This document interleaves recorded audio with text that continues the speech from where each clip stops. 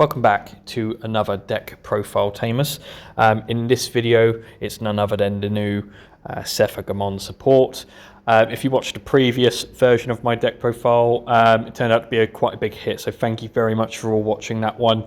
And it's actually my most popular one, so yeah, a huge thank you to you all for tuning in, checking it out, and sharing your thoughts. But here we go, we're going to dive into this deck now, so we're going to go and start with our Digi-Eggs. So let's start with Zephagamon from the Structure Deck 18 set. I still think this is the best egg for this deck. However, the alternative EX7 egg is also still very good. However, in this case, this egg has a when attacking once per turn effect. You may suspend one other Digimon with as much or less DP as this Digimon. I believe this card is just ideal because it allows you to set up your plays for the end of turn effects. But yeah, just a 4 of this. In terms of rookies, I am still running a 2 of Pomamon from BT9. Its all turns effect is players can't play Digimon by effects. Whilst I understand that this may stump some of your own plays, Vortex is actually quite a handy effect for this deck. So this card is purely for the basis of blocking your opponents being able to play Digimon out by effects. Looking at you, Royal Knights. But yeah, it's a good 2 of to have, I think. Next up, I'm running 4 of PeriTune from EX7. Its your turn effect is when this Digimon would Digivolve into a Digimon card with Avian or Bird in any of its traits, you can reduce that cost by 1. Its inherited effects in all turns once per turn, but when this Digimon deletes your opponent's Digimon in battle, you gain 1 memory. I still think this is a good 4 of to have, especially if you want to set this up on turn 1 in the breeding area, ready for turn 2, reduce cost Digivolving. The next set of rookies I'm running is PeriTune from the Structure Deck 18. It has an on-play effect where you reveal the top 3 cards of your deck. You add 1 card with Avian or Bird in any of its traits, and 1 card with the Vortex Warriors or Liberator trait among them to your hand, and then you bottom deck everything else. Its your turn inherited effect is this Digimon gets plus 2000 DP. Ultimately, every time you use this card, it's going to be a turn 1 play. You're probably bound to get a dual search. The last 2 rookies I'm running is Muchomon from Structure Deck 18. You may be surprised with this one, however I'll explain why in a moment.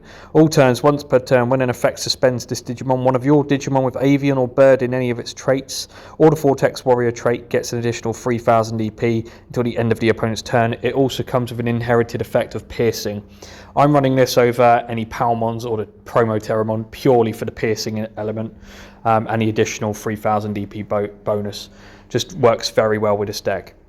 In terms of champions, I'm still running 4 of Galmon from EX7.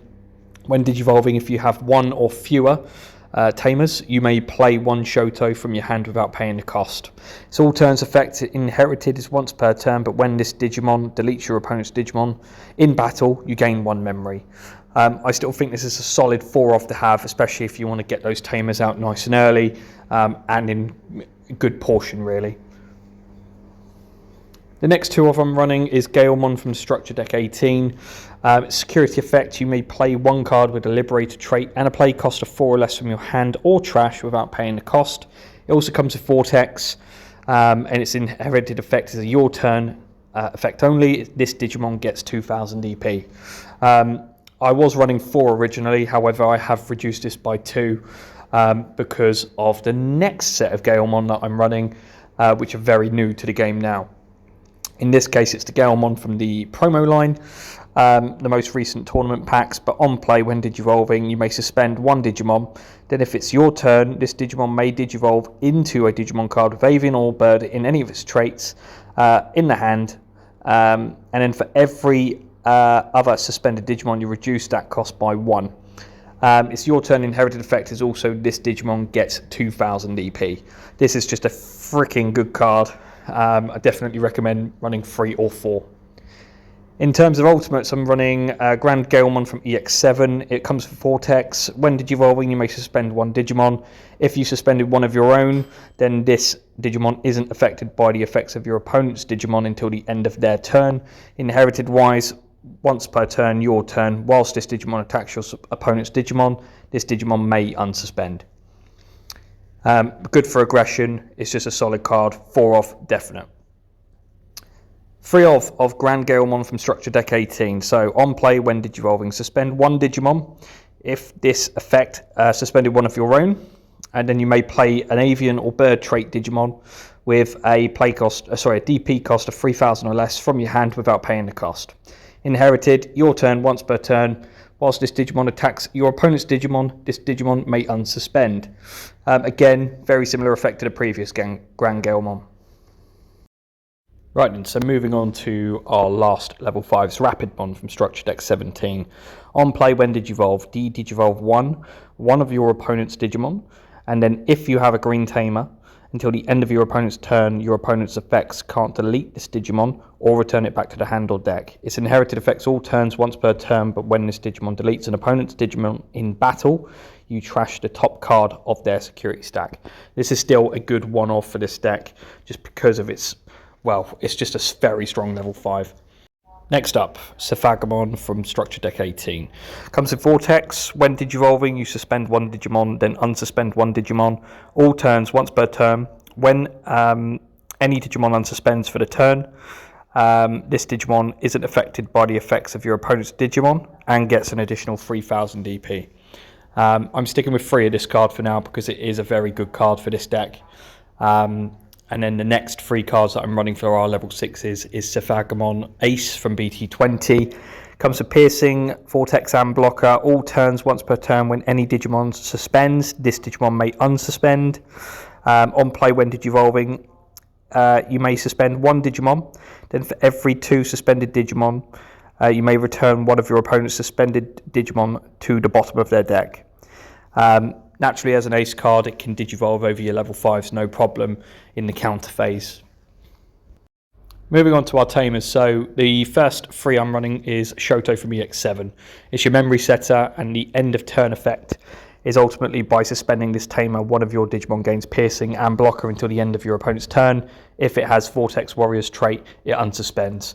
Sadly, this card has got itself a bit of a bad rep because of the Mother D Reaper combination. However, for this deck, personally, it's still a good 3 to 4 of to have. It's definitely recommended.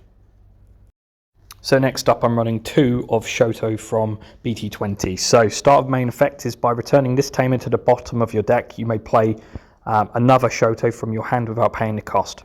Then, if you don't have a Digimon, you can play either an Avian or a Bird trait Digimon from your trash. Naturally, it has to be level 3. Its end of turn effect, however, is by suspending this Tamer, you can suspend one of your opponent's Digimon, and until the end of their turn, one of your Digimon with the Vortex Warrior's traits gets an additional 2,000 DP. The last set of Shotos that I'm running is from the promotional line, but on play you can play a Terramon from your hand without paying the cost. Your turn once per turn, when one of your Digimon Digivolves into a Digimon with Avian or Bird, in one of its traits you can suspend this Tamer to gain 1 memory. I think the ratios work fine for what I've got so far. I may continue to tweak, but this is what I'm happy with for now. So just those 7 Tamers in total. Right, option cards. 2 of Giant Missile from Structure Deck 17. Its main effect is you suspend one of your opponent's Digimon. You return one of their Digimon that's suspended to the bottom of their deck, and then one of their Digimon cannot unsuspend until the end of their turn. Security effect is you activate this card's main effect.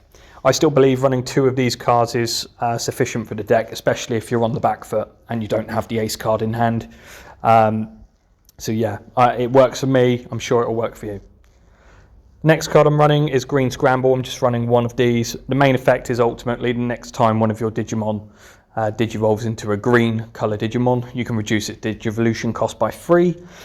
Start of turn effect, if your opponent has a Digimon you can activate Delay. You can return 1 green Digimon from the trash to the top of your deck, and then you can play a 2,000 DP or less green Digimon card from your trash if you don't have a Digimon already in play.